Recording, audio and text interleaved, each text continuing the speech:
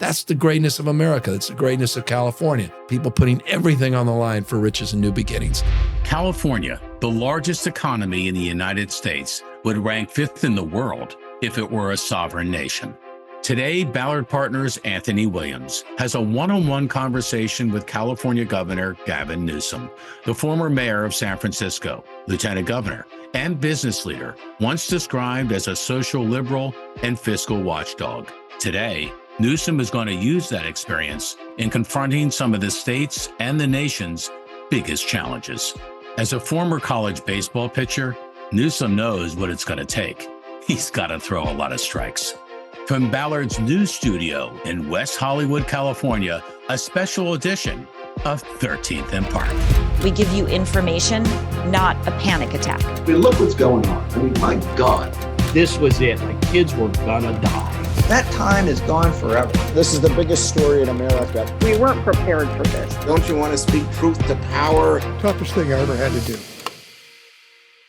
Governor Newsom, welcome to 13th and Park. It's good to be here. I'm glad to be out here in the new studios, fancy new office. It's so good to have you, man. I really appreciate you. I know it's a crazy weekend ahead of next Tuesday's primary, and we got some important stuff that I know we definitely want to cover in the short time that we have. But before we do that, I have to ask you. Oh, God. I mean, you may have been asked this already, but Jesus, boxers I don't remember this. What? We had a chance to work together, and I've always been honored and privileged to have shared that time with you, by the way. It's great. I always tell people it was the hardest job I ever had. It was the best job I ever had. When you started Santa Clara University on a baseball scholarship. Partial little baby. Did you know then what you wanted to be when you grew up? Did you see yourself as the 40th governor of the state of California? No. I mean, back then, and come on, I was a 960, 980 SAT guy. I was going to community college. Somehow I got lucky and got an opportunity on this partial scholarship to get into a 4-year university.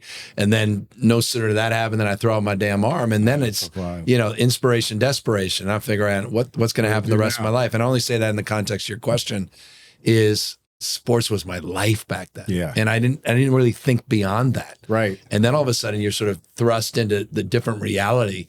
And then that's when I started to grind a little bit, worked for an orthotics company to do deliveries, got my part-time real estate license, was just hustling, doing part-time things, and eventually landed on a small business that I started, put pen to paper.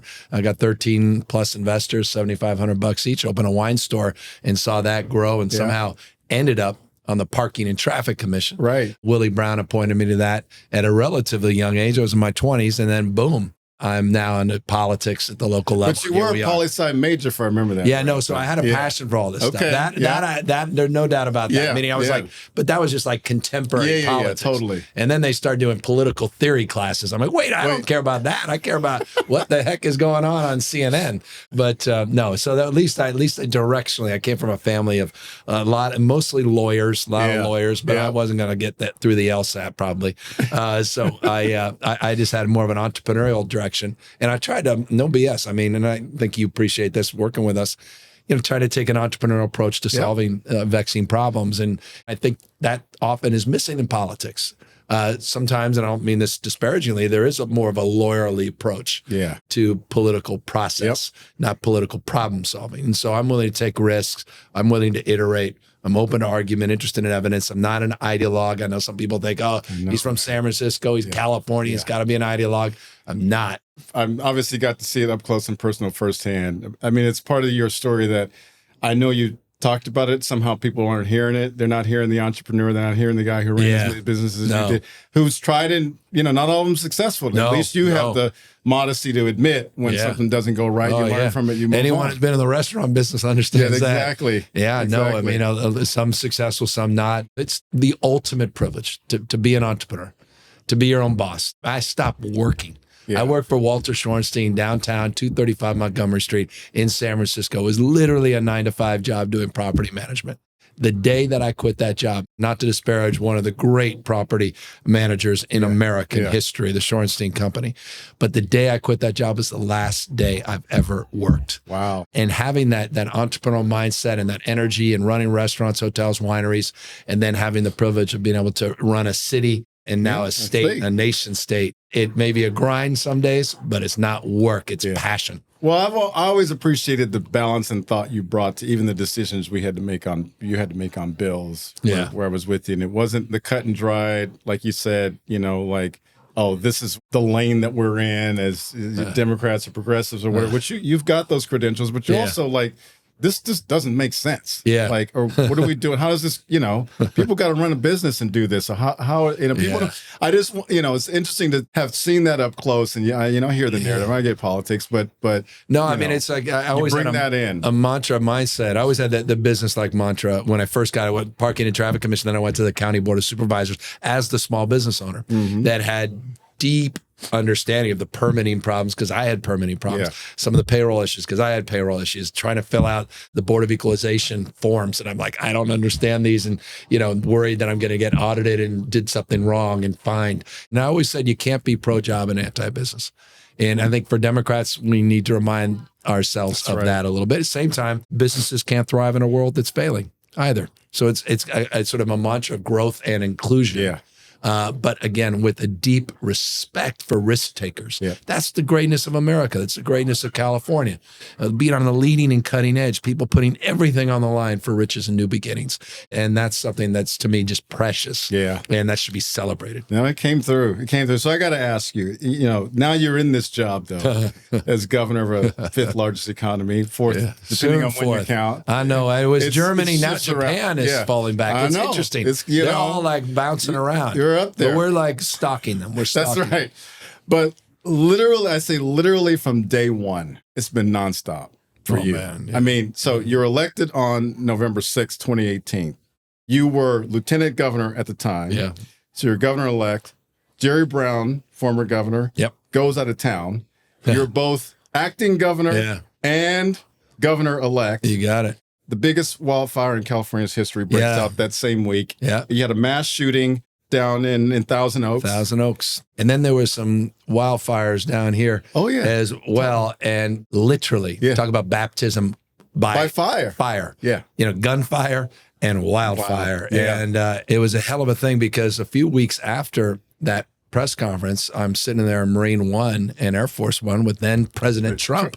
We were kind of sparring partners a little bit during the campaign. I think in my inaugural address, I said we're the most un-Trump state in the country. And then all of a sudden, strangely, we started to get along. Yeah. And it was because of that sort of experience. And we were up in Northern California. We flew down to Southern California to see the fires here in L.A. and had an interesting working relationship throughout COVID. And I guess this is the point. Look, I just want to get back to just pragmatism. Yep. Not ideology. Yep. When you just live in prison of ideology, you don't get anything done. You hold hands, talk about the way the world should be, but you're not iterating. You're not making it so. And so I'm for progress, and I'm also for respect, man. I mean, I respect the office of presidency. I don't like talking down to people or past people. As you say, I'll hold the line. I mean, I'm assertive in terms of advancing and fighting for my values and having the back of our diverse communities. And I'll take no back seat in terms of having the backs of particularly minorities and vulnerable communities. But, I pride myself a little bit on that experience with Trump, particularly during COVID, of not just playing into the cynicism and the usual sort of punditry of left-right during that time. And I think California was a beneficiary because of that. Yeah, well, I mean, I happen to know, and you and I have talked about this, you get a lot of inspiration from Robert Kennedy. Oh, come on. One of the challenges you faced in your time, obviously, was a recall, which you defeated pretty handily. I say it was the best poll you could have ever had. It was right before your I do not recommend anyone a recall. Don't go through that. I mean, that ain't some like political strategy. Though we did beat it by 20 plus points. Yeah. But that was a hell of a thing. It was an off month election. They tried to take me out. Yep. I had 3 elections last 4 years as a consequence. And, they were ruthless. I mean, I'm not, again, talking down. I'm being quite candid. The right came at me. Yeah. The RNC initiated. They were one of the first checks in. Yeah. This guy, Newt Gingrich, was out there, Mike Huckabee. I don't know if that pillow guy, but I think it was just former Governor Huckabee, but he may have been on board.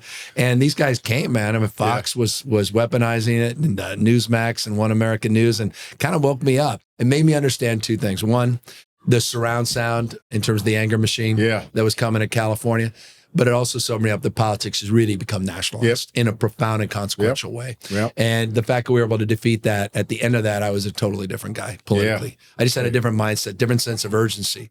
I mean, when you could literally be removed from office in a humiliating way like that, that's not an enjoyable mindset to sort of work through that and persevere from it. So you come out a different person. And interestingly, they just literally exact same people that we defeated before are now back at it, and they're attempting another recall effort. This time they have the database and they have the benefit of the last experience. So this is not going to end. As I say, there was a ruthlessness that persists today. Part of it is the divisiveness and just kind of the nature of our politics, which you know better. But on the night that you beat the recall, you invoked Bobby Kennedy. I don't know if we can do we have that? Do you have that? Let's check this out. I want to ask you about. I don't know, a few decades ago, someone told me, when describing a difficult and challenging moment, said, the world is too small, our time is too short, and our wisdom is too limited to win fleeting victories at other people's expenses. And he went on to say, we must all triumph together. I just want to say this. Tonight, I'm humbled, grateful, but resolved in the spirit of my political hero, Robert Kennedy, to make more gentle the life of this world. What is it about Kennedy that gives you so much inspiration? I don't know. What I loved about him is there was a great sense of idealism, but hard-headed pragmatism. It was both and, man. And right now, it's usually one or the other. It's this whole binary. And, you know, either you're just an ideologue and you're just sort of idealistic and you don't have any capacity to deliver. But that pragmatism inspired me. And there was a language in the 60s, which I like, about addressing the issues of ignorance and poverty and disease. And there was a spirit that we've lost in this country. And you can't legislate spirit. And I thought it was lost with him. But I go back, it's like a Bible for me. I mean, I have all the old original Bobby Kennedy speeches. And they're mesmerizingly great. They're not good. They're mesmerizingly great. And they enliven me and they distill a sense of well-being. And so try to share that sometimes. I mean, I was sincere about that night. You know, I tried to be gracious, and that was a hell of a 6 months. I mean, you couldn't go anywhere. You couldn't walk the streets. Your kids are getting harassed. Protests everywhere. Those signs, you know, we're going to take you out. You know, it's sad. I mean, our politics has become even more coarse than it was 2 years ago. And people feel free to shove publicly, no longer just privately, expressing themselves in ways that I'm honestly not used to. And I've been on the leading edge of a lot of controversial policy making, but the personalization of the grievance is next level nowadays. It's different. Well, you take all that, but you still focus, and I want to give you a sec to talk about Prop 1. We'll close with that, because that is an indication of all those hits you take. Somehow you still stand there and be focused on what needs to get done. And this is an example of that. Well, I mean, you know, in the spirit of Bobby Kennedy, my why, it's sort of like fanciful, but like 15 years ago, I really thought long and hard, well, what's my why? Why am I here? Why am I here as a son at the time, and a brother, and a small business person, and then working in public service. And now as governor, it's to stand up for ideals and strike out against injustice. And you look at the injustices that are perpetuated here as it relates to the issue of poverty. There's no other state that can lay claim to this level of poverty. And so it's, the original sin in California is affordability, and the ultimate byproduct of that is homelessness. And it's been that way for decades and decades. When I was mayor, we had the highest homeless count in California history. In 2005, remember, it was even higher than it is today. What's changed, though, today is the street population. It's more chronic single adults, people self-medicating with drug or alcohol addictions, people that are in desperate need of housing, and they're living disproportionately now, a lot of them at least intense on the sidewalks. And the drug issues are even more insidious. I mean, the fentanyl and the trank, which is the xylazine, you're starting to see it a lot on the East Coast now, coming out on the West Coast, taking so many lives. And so we have to do things differently. We have to disabuse ourselves that we continue down this path. And we, in psychology, need to do the proverbial pattern interrupt. We got to scratch the old record player. A few of us are old enough to know what the hell a record player is. And so that's what this initiative is about. It's about being bold. It's going at scale in addressing a 50-year process of deinstitutionalization. And just briefly on that, some people know that Ronald Reagan was Governor Ronald Reagan before he was President Ronald Reagan. And He was part of a bipartisan effort, not a cheap shot. It's an interesting fact that really began the process in California of deinstitutionalizing our state hospitals, our mental health institutions. In the 60s, we had 37,000 psychiatric beds with 16 million population.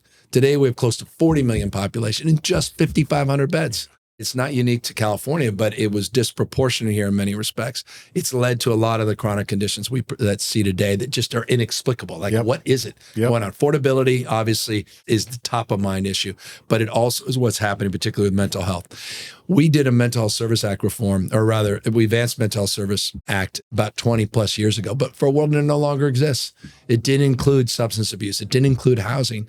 And you know, the reality is people are self-medicating today disproportionately, and they're chronic, and they're disproportionate number living in those encampments are single adults that don't have access to housing. And without that stability of housing, how are you going to deal with the underlying issues in the first place? So this is one of the biggest reforms in U.S. history. It's not a tax increase, Proposition 1, though there is a bond component the state general fund absorbs that is a parallel commitment of $6.38 billion to develop 11,150 new treatment beds and 26,700 treatment slots. We're going big and bold with siting and permitting reform, with new accountability, new requirements on the cities and counties. We want money to be spent wisely. If it's not being spent wisely, we'll pull the money. Workforce commitment, and it's to fulfill the original vision that was never realized in the 60s, and to right this wrong and to address the issue that defines more grievance on more days and more ways for more Californians. And that's the issue of homelessness and quality of life. And that's not just here in LA, that's in rural parts of California and increasingly all across America. No, 100%. And so this is a big, bold idea. And this, is one of those things, man, this is like one of those Vegas moments. Like, I'm just like putting it all out there. In this case, I won't say it's red or black, it's blue. There you go. And we're hoping we pull this damn thing off next week. I love it. Well, we're proud Californians to have you, and we know what starts in California hopefully spreads across the rest of the country and takes all the good and the bad. So the good and the bad, but in this case, it's a new focus on what I think a lot of communities across the country are experiencing, and you're leading the way. The unity and agenda. If there was one issue that should unite Americans, it's got to be this, man, mental health and the people struggling, suffering, social isolation. This initiative is also about you. It's about them. It's not just about what's happening in the streets and sidewalks. And it really, the bright light was shown during the pandemic on the issue of behavioral health, and it fell most acutely on our youth. And so a huge component of this as well is focusing on treating brain health early before we punish it later, humanizing this issue and allowing people more confidence and comfort of being more honest about their own lived experiences. Love it. Thank you, Governor. Thanks for man. coming in. Good Always good to see you, brother. Appreciate it, man. Thank you. All right. 13th and Park is thrilled to welcome a second home to our family, the state of California, with the opening of our new studio in Hollywood, where we'll continue to share the biggest stories of the day and those behind them. Subscribe today for free to 13th and Park's YouTube channel, so you never miss another episode.